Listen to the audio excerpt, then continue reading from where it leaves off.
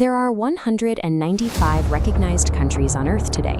Almost all of them maintain advanced high-tech militaries. But out of that entire global roster, only 10 possess the ultimate destructive force, a nuclear weapon. That is just 5% of the planet. The underlying physics of the bomb have been public knowledge for decades. Today, joining this group requires navigating a ruthless geopolitical gauntlet, an environment of high-stakes espionage, illegal backroom deals, and black market logistics. The starting gun for this global race fired in 1938 when German scientists discovered nuclear fission. Terrified by what Adolf Hitler might do with this knowledge, Albert Einstein warned the American president. That single letter triggered a massive, highly secretive response, the Manhattan Project. The United States poured vast resources into beating Germany to the weapon. By the summer of 1945, they achieved the successful detonation of the Trinity test in New Mexico. Weeks later, the deployment of Fat Man and Little Boy forced Japan's surrender, bringing World War II to a sudden halt. Washington hoped to maintain a permanent monopoly on this technology to enforce global peace. Instead, wielding that immense power created an immediate vacuum of paranoia. Every other major nation realized they were entirely defenseless, and the scramble to steal the bomb began. The Soviet Union had fought alongside America in the war, but they were deeply suspicious of this new American monopoly.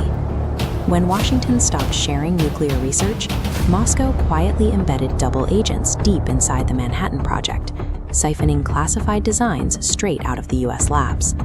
Those stolen blueprints allowed the Soviets to bypass years of trial and error. In 1949, far earlier than American intelligence predicted, the USSR detonated their own weapon in Kazakhstan, officially kicking off the Cold War.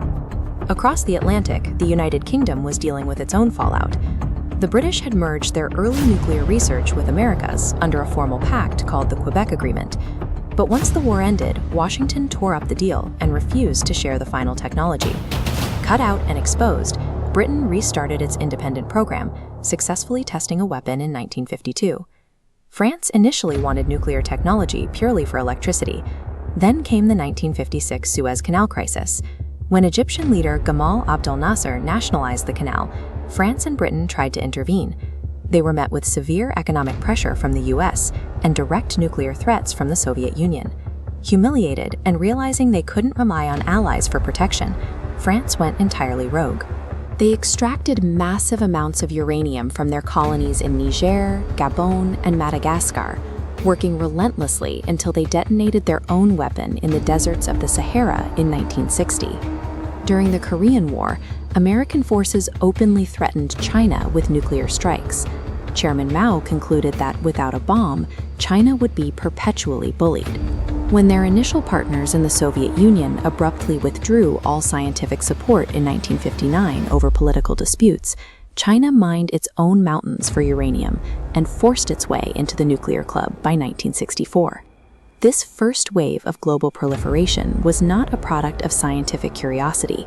These countries built their arsenals because pacts were broken, alliances fractured, and vulnerable nations realized they needed the ultimate deterrent to avoid being bullied by superpowers. By the 1960s, the race moved underground. Israel built a highly classified nuclear facility in absolute secrecy, defying the strict opposition of American President John F. Kennedy. The world only got proof decades later, in 1986, when a technician named Mordecai Vanunu leaked photos of the operation to the British press. The Israeli government's response was swift and ruthless.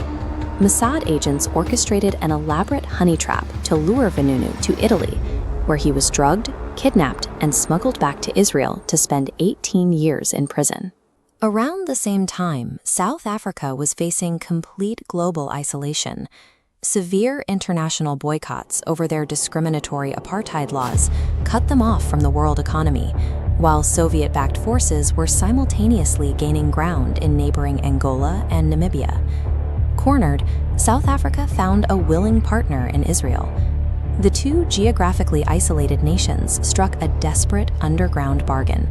Israel would share its classified nuclear research, and South Africa would supply the raw uranium. This alliance culminated in the mysterious 1979 Vela incident, where an American satellite detected a massive double flash in the ocean near South Africa, widely believed by experts to be a joint nuclear test. Remarkably, following the collapse of the Soviet Union in 1990, South Africa reversed course and became the only nation in history to completely dismantle its nuclear arsenal. The history of Israel and South Africa shows that global sanctions often fail to force a country to abandon its defense ambitions. Instead, they drive outcast nations into the shadows, pushing them to form dangerous, untrackable underground alliances. That underground reality fully surfaced in South Asia. India managed to bypass international watchdogs by using peaceful Western nuclear reactors as a cover. They imported technology from Canada and the US, secretly weaponized it, and blew a massive crater in the Rajasthan desert in 1974 with a test they named Smiling Buddha. That detonation triggered absolute panic across the border in Pakistan. Viewing India's bomb as a direct threat to their existence, a Pakistani scientist named Abdul Qadir Khan went to work at a Dutch nuclear facility. While there, he quietly stole the highly classified blueprints for uranium enrichment centrifuges and smuggled them back home. Using those stolen designs, and with heavy backing from China, Pakistan spent the next 2 decades engineering their own weapon. When India conducted a new series of tests in 1998, Pakistan immediately responded with their own underground detonations. This chart visualizes the illicit trade network that followed. Khan didn't stop at building Pakistan's arsenal, he commercialized the process. He established a global black market pipeline, eventually trading nuclear centrifuge blueprints directly to North Korea in exchange for their advanced ballistic missile designs. Thanks to that illicit exchange, North Korea shocked the globe with successful detonations in 2006 and 2009. The Hermit Kingdom proved that even a nation completely cut off from the global economy could buy its way into the nuclear club if it found the right seller. Over 60 years, the barrier to entry had totally eroded.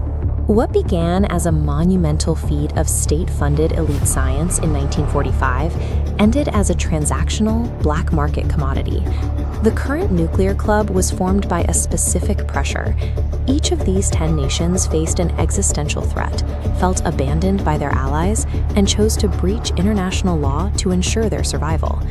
Global watchdogs and strict treaties are significant hurdles, yet they have never permanently stopped a sufficiently paranoid or isolated government from completing the journey to the weapon. And the machine is still spinning toward the next conflict. Right now, the Middle East is holding its breath over the extreme tension between Israel, the region's only current nuclear power, and Iran, which has been pushing its enrichment capabilities closer to the finish line every year. If Tehran succeeds, it will likely force the hands of its rivals. Saudi Arabia has already stated that if Iran builds a bomb, the Saudis will immediately acquire their own to match it. The chain reaction that ignited in the sands of New Mexico back in 1945 never actually reached its end. The physics remain the same. The geopolitical fears remain the same.